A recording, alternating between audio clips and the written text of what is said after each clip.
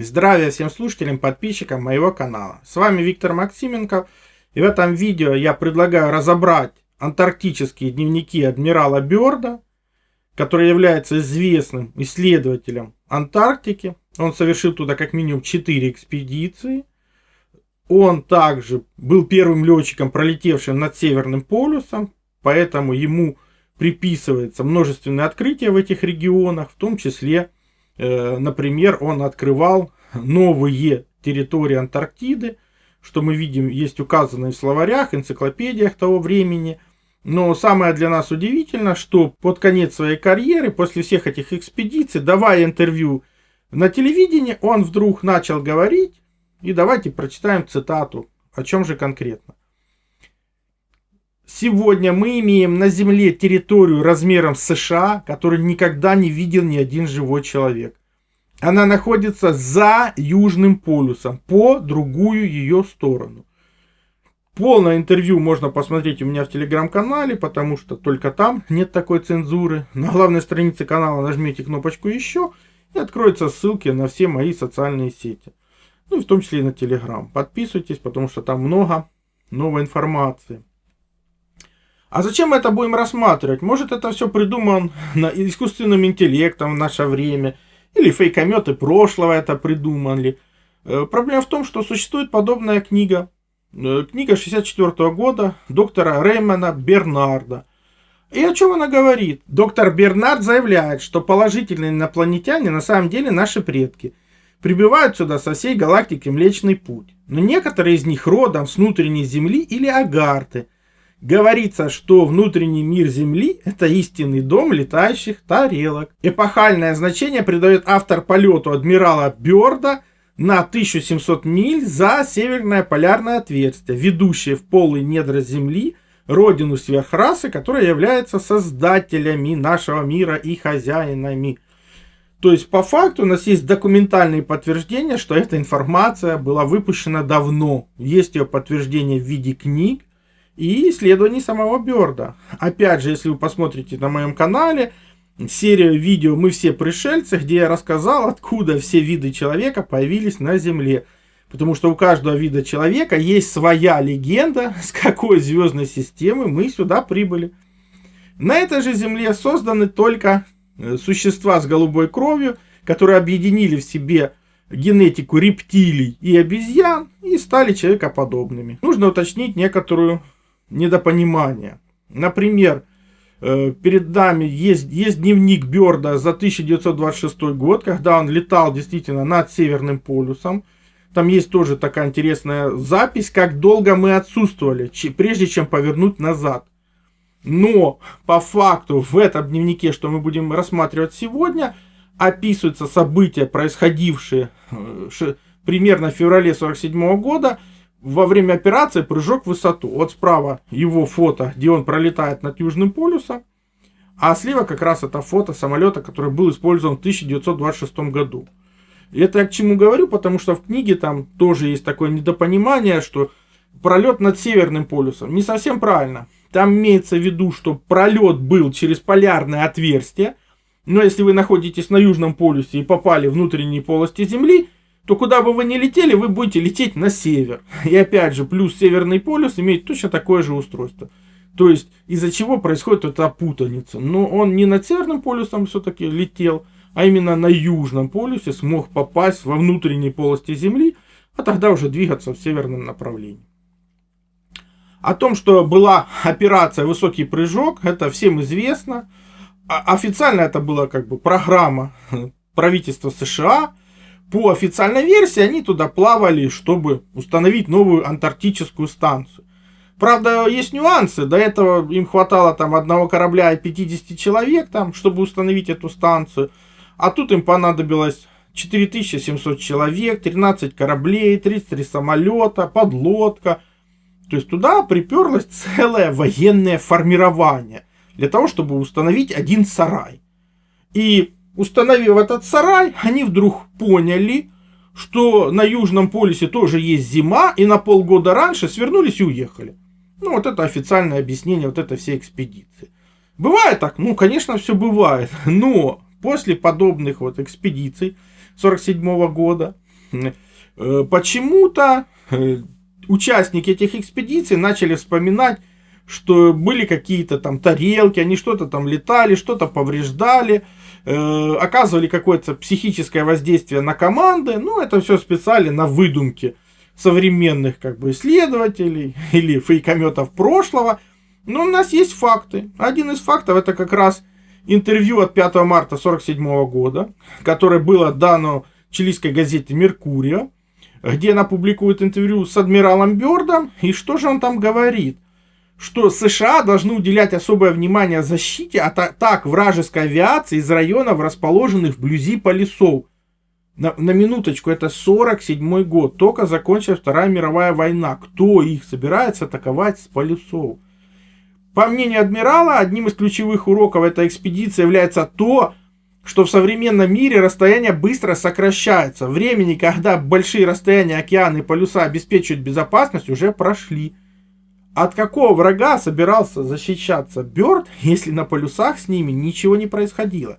И все это выдумки современных исследователей недавнего прошлого. Плюс, казалось бы, в 1947 году вы исследовали этот район, пингвины, лед, что там еще исследовать? Собрались, поплыли домой. Но тут же на 1948 год назначаются 2 экспедиции. И в тот же самый район. Причем одна государственная, а одна частная. Поэтому, что же там такое произошло интересного, что заставило подробно закартографировать эту местность? То есть были сделаны огромное количество съемков. Съемки эти были объединены, как бы получить полную информацию о этой местности. Я повторяю, 2 антарктических экспедиции на следующий год направились туда же, в тот же район. Плюс после определенного перерыва началась целая серия операций под кодовым названием «Операция Глубокая заморозка». Но в чем суть? А суть в том, что контр-адмирал Бёрд, ветеран 4 предыдущих антарктических экспедиций, был назначен ответственным за экспедицию. Хотя уже в его послужные списки они не были внесены. То есть нашли ли они там что-то? Действительно ли они встретили то, чего не ожидали? Это вопрос открыт. Я просто хотел, чтобы вы все знали предысторию и понимали, что дыма без огня не бывает.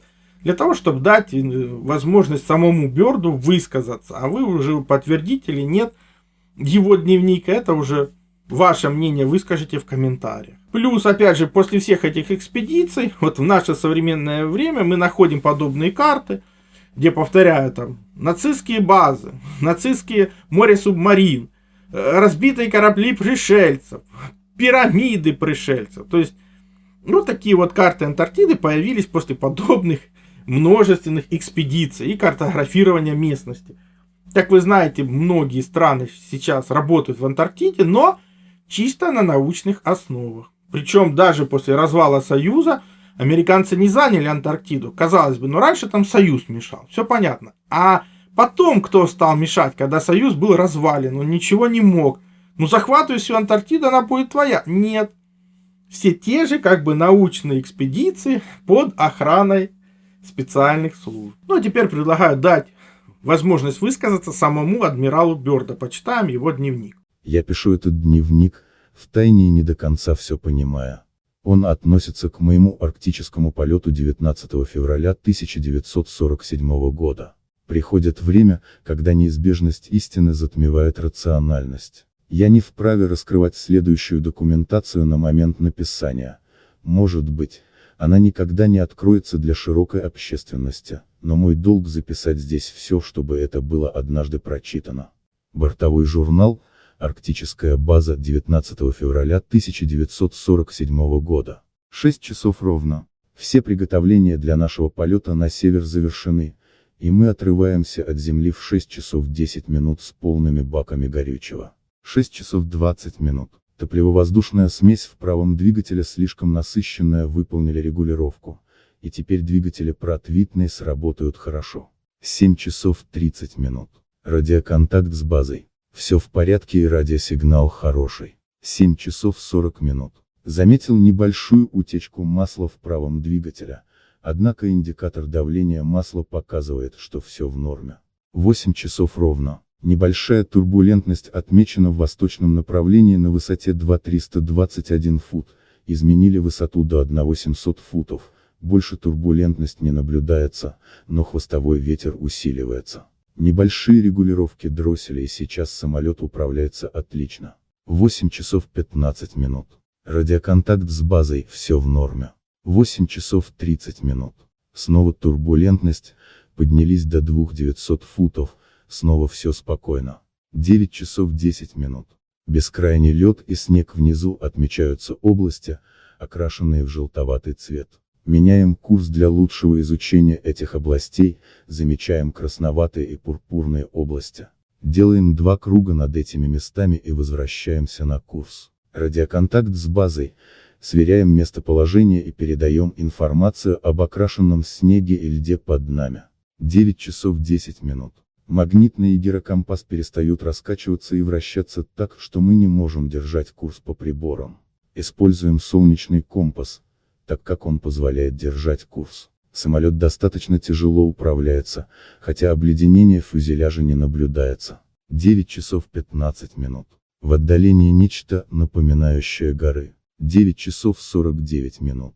Спустя 29 минут мы убедились, что это действительно горы. Это небольшой горный хребет, который я никогда не видел. 9 часов 55 минут. Изменяем высоту до 2950 футов, так как снова наблюдаем сильную турбулентность. 10 часов ровно. Мы пролетаем над небольшим горным хребтом, все еще двигаясь на север так точно, как это может быть установлено. Помимо горного хребта мы видим небольшую поляну с рекой или ручьем посредине. Но ведь под нами не может быть зеленой поляны. Здесь что-то определенно не так. Мы должны быть над льдом и снегом. По левому борту мы видим лес, растущий на склонах гор. Наши навигационные инструменты все еще вращаются, гироскоп раскачивается вперед-назад. 10 часов 05 минут. Я изменяю высоту до 1400 футов и закладываю крутой левый крен для того, чтобы рассмотреть поляну под нами. Она зеленая либо из-за мха, либо из-за плотно сплетенной травы. Свет здесь кажется другим. Я больше не вижу солнца. Мы делаем еще один левый разворот и замечаем нечто вроде большого животного под нами. Похоже, что это слон. Нет, он больше похож на мамонта. Невероятно, но тем не менее это так. Мы снижаемся до 1000 футов, и я достаю бинокль для того, чтобы лучше рассмотреть животное. Теперь я убедился, это определенно животное вроде мамонта. Сообщаем это на базу. 10 часов 30 минут. Обнаруживаем больше зеленых холмов. Индикатор температуры за бортом показывает 74 градуса по Фаренгейту, примечание, 23 градуса по Цельсию. Продолжаем двигаться на север. Навигационные приборы сейчас в норме. Я озадачен их поведением. Пытаемся выйти на радиоконтакт с базой. Радио не функционирует. 11 часов 30 минут. Земля под нами более ровная и нормальная, если можно ее так назвать. Впереди мы замечаем нечто, похожее на город. Невероятно. Самолет кажется странно легким. Управление не реагирует. Господи. По бокам от наших крыльев странного типа летательные аппараты. Они летят вдоль, быстро приближаясь. Они напоминают по форме диск и блестящий внешний вид. Сейчас они достаточно близко, чтобы увидеть маркировку на них. Это свастика. Фантастика. Где же мы? Что же произошло? Я пытаюсь потянуть на себя штурвал, никакой реакции. Мы пойманы в нечто вроде невидимых тисков. 11 часов 35 минут. Наше радио начинает трещать и слышится голос на английском с небольшим скандинавским или немецким акцентом. «Адмирал, добро пожаловать на нашу территорию. Мы приземлим вас ровно через 7 минут. Расслабьтесь, адмирал, вы в надежных руках». Я заметил, как двигатели нашего самолета остановились. Самолет под каким-то непонятным контролем и сейчас сам совершает поворот. Управление бесполезно. 11 часов 40 минут. Еще одно радиосообщение получено, мы начинаем процесс посадки. И через некоторое время самолет начинает немного дрожать и снижаться так, как будто находится на невидимом подъемнике. Мы снижаемся очень плавно и касаемся земли лишь с небольшим толчком. 11 часов 45 минут. Я делаю последнюю поспешную запись в бортовой журнал. Несколько мужчин пешком приближаются к нашему самолету. Они высокие, со светлыми волосами. В отдалении большой город, пульсирующий и мерцающий всеми цветами радуги. Я не знаю, что сейчас произойдет, но я не вижу оружия у тех, кто приближается. Я слышу голос, обращающийся ко мне по имени, чтобы я открыл дверь грузового отсека. Я выполняю. Конец журнала. С этого момента я описываю все события по памяти. Описанное ниже не поддается воображению и будет выглядеть полным бредом, если бы это не произошло на самом деле. Радисты меня вывели из самолета, но обходились с нами очень тепло и уважительно. Далее мы взошли на некое транспортное средство, напоминающее платформу, но без колес. Она понесла нас к мерцающему городу с большой скоростью. По мере приближения создалось впечатление, что город был сделан из какого-то материала, напоминающего хрусталь. Вскоре мы прибыли к большому зданию, подобных которому я ни разу в жизни не видел. По архитектуре оно напоминало работы Фрэнка Ллойда Райта. Примечания. Американский архитектор, известный необычными проектами вроде Фоллингватер или Соломон Мюзеум или даже фантастические новеллы про Бака Роджерса. Примечания. Герой американских фантастических новелл.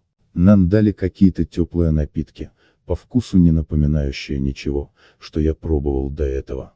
Восхитительно. Примерно через 10 минут появились наши необычные сопровождающие и сказали, что я должен проследовать с ними. Мне не оставалось ничего, кроме как согласиться. Я оставил своего радиста, и спустя некоторое время мы зашли в нечто напоминающее лифт. Мы спускались какое-то время, после чего кабина остановилась, и дверь беззвучно поднялась вверх. Дальше мы пошли по коридору, залитому розовым светом, исходившим, кажется, прямо из самих стен.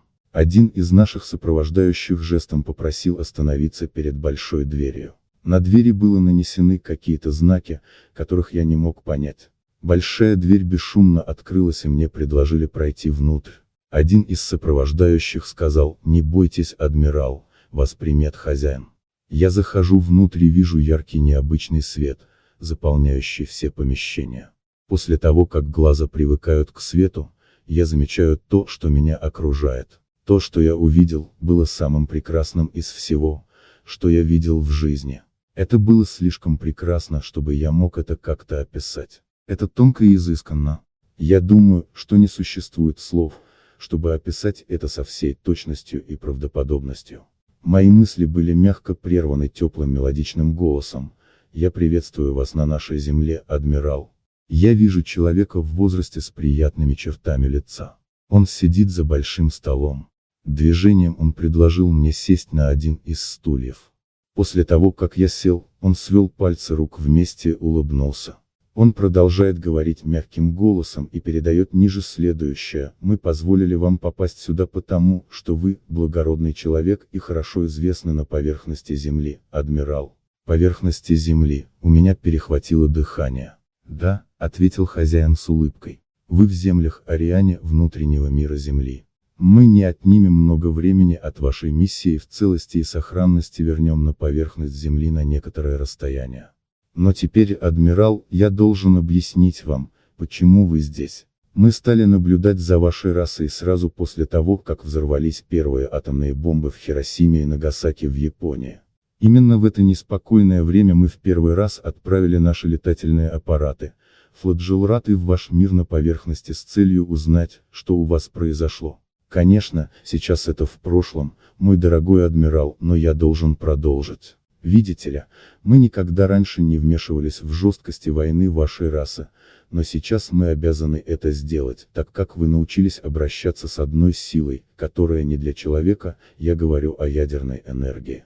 Наши посланники уже доставили сообщения державам вашего мира, но те пока не прислушались. Сегодня вы были выбраны быть свидетелем того, что наш мир действительно существует. Как видите, наша культура и наука на много тысяч лет обгоняет вашу, адмирал». Я перебил: «Но как это может быть связано со мной, сэр?» Показалось, что глаза хозяина проникли в мой разум, и после некоторой паузы он продолжил: «Ваша раса достигла точки невозвращения, так как среди вас есть такие, которые скорее уничтожат весь ваш мир, чем откажутся от своей силы, так как они знают о ней.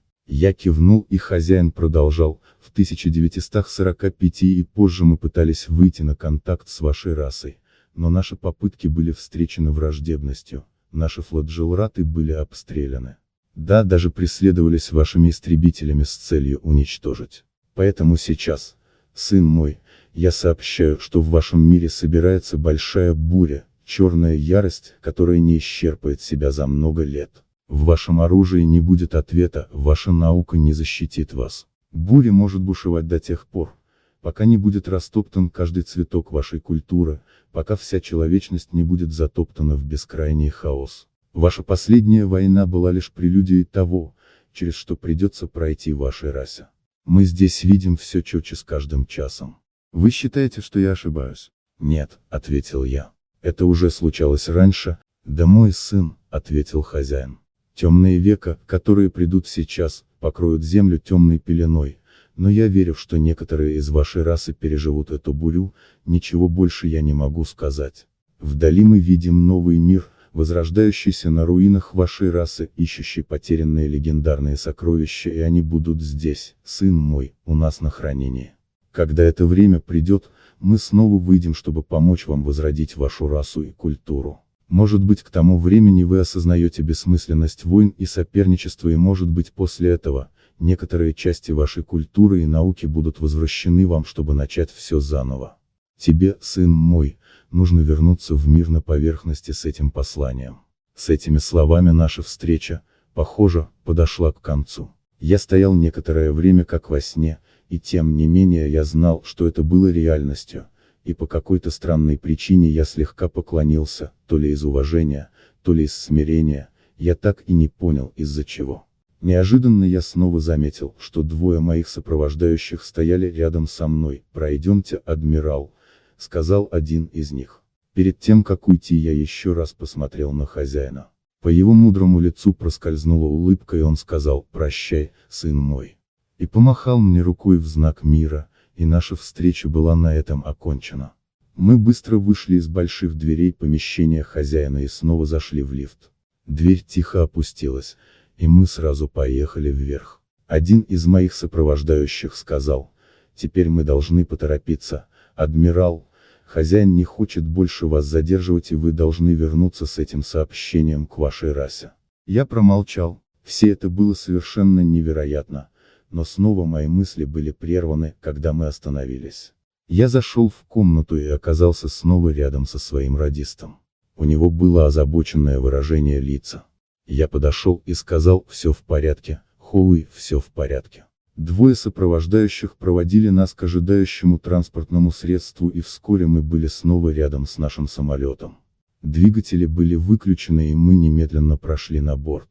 Весь воздух вокруг теперь был пропитан ощущением срочности. Как только закрылась дверь грузового отсека, самолет стал подниматься в воздух невидимой силой, пока мы не достигли высоты в 2700 футов. Два летательных аппарата по сторонам сопровождали нас на пути обратно. Здесь я должен заметить, что индикатор скорости показывал, что мы не движемся, хотя на самом деле мы двигались с очень высокой скоростью. 14 часов 15 минут. Пришло радиосообщение: «Мы покидаем вас сейчас, адмирал, ваше управление снова работает, auf Wiedersehen». Мы некоторое время смотрели, как флотжилраты исчезали в бледном голубом небе. Самолет неожиданно тряхнуло так, будто он попал в воздушную яму. Мы быстро выровняли самолет. Мы некоторое время молчали, каждый думал о своем. Запись в бортовом журнале продолжается. 14 часов 20 минут. Мы снова находимся над обширными площадями льда и снега и примерно в 27 минутах от базы. Мы выходим с ними на радиоконтакт. Мы сообщаем, что все в норме, в норме. База сообщает об облегчении из-за того, что мы снова на связи. 15 часов ровно. Мы мягко приземляемся на базе. У меня есть миссия. Конец записей в бортовом журнале. 11 марта 1947 года. Я только что присутствовал на совещании сотрудников в Пентагоне. Я полностью сообщил о своем открытии и сообщении от хозяина. Все было должным образом записано.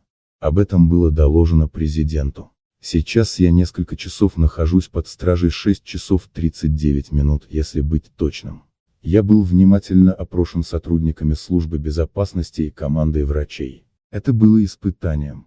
Я помещен под жесткий контроль Национальной службы безопасности США. Мне приказано молчать относительно всего, что я узнал. Невероятно. Мне напомнили, что я военный и должен подчиняться приказам. 30 декабря 1956 года. Последняя запись. Последние несколько лет с 1947 года не были легкими. Сейчас я хочу сделать свою последнюю запись в этом дневнике. В заключение я хотел бы сказать, что я верно хранил эту тайну все эти годы. Это было против моего желания и моих ценностей. Сейчас я чувствую, что мои дни сочтены, однако эта тайна не уйдет со мной в могилу, а как любая истина, рано или поздно восторжествует. Это может оказаться единственной надеждой человечества.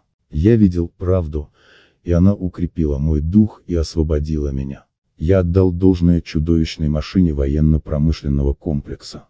Сейчас приближается длинная ночь, но это будет не конец. Как только длинная арктическая ночь закончится, ослепительный бриллиант истины заблистает, и те, кто во тьме, утонут в его свете. Потому что я видел ту землю за полюсом, этот центр великого неизведанного. Адмирал Ричард Бёрд. Повторяю, дневник Бёрда — это предупреждение нам, плюс информация с недавнего прошлого. Верите ему или нет, вопрос открыт. Я вам рекомендую лучше найти и прочесть книгу «Полая земля» Реймонда Бернарда 1964 года выпуска, где в принципе будет сказано то же самое. То есть опять же эти летающие тарелки, внутренние миры, полая земля, сверхраса, которая имеет возможности к сверхтехнологиям даже для нашего времени.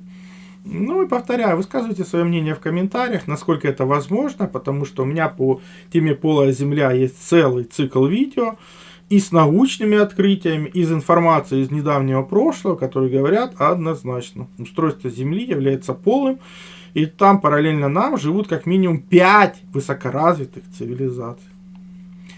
Ну, нам надо это знать, потому что народ, не знающий свое прошлое, не имеет будущего, вынужден повторять только ошибки до недавнего прошлого. А знаешь прошлое, живи настоящим и строй будущее, беря туда самое лучшее. Ну и помните, повторение мать учения, новая информация никогда сразу не усваивается. Все ссылки на использованные материалы в описании под видео. Кнопочку еще нажимаете, она открывается, и внизу все эти ссылки будут.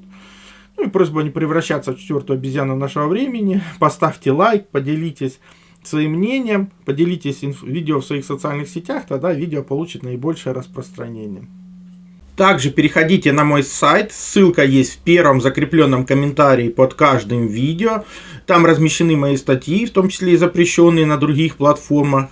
Плюс там же существует и магазин. Магазин существует для тех, кто хочет и может поддержать мою деятельность, для того, чтобы я ее и продолжал. Я же смогу вам содействовать в том, чтобы вы узнали свое предназначение по дате рождения, либо освоили силу живой воды, проводили измерения, которые помогут понимать, что вы едите, что пьете. Плюс получили лучшие натуральные витамины, именно Иван-чай. Плюс, опять же, сила живой воды – это водород и озон. Именно эти две структуры воды помогают нам сохранить здоровье и вылечиться от любых болезней, потому что они универсальны, подходят как одному человеку, как и всем членам семьи. И один раз купленные не требуют других расходников. Плюс, например, детектор электромагнитного излучения. Мы все живем в городах, а там огромное количество электромагнитных полей, и имея эти простые измерительные приборы, вы сможете не попадать под их влияние, а значит будете меньше болеть и дольше просто проживете без лекарств.